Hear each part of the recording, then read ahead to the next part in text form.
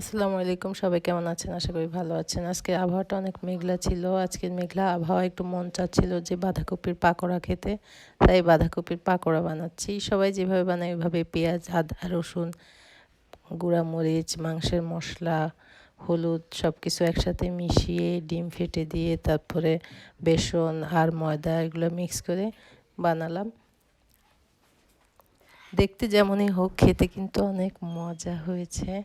সবাই খুব পছন্দ করে খেয়েছে, বাসায় বাচ্চারা ছিল, বাচ্চারাও খেয়েছে।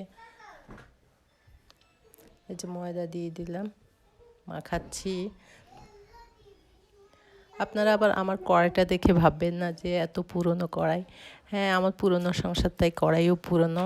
তবে আমার অনেকগুলো সসপ্যান, ফ্রাই প্যানও আছে। আজকে ইচ্ছা করলাম এটাতে ভাজতে, আমার খুব ভালো লাগে, তাই এটাতেই ভাজছি। আচ্ছা, ধন্যবাদ সবাইকে আমার ভিডিওটি দেখার জন্য।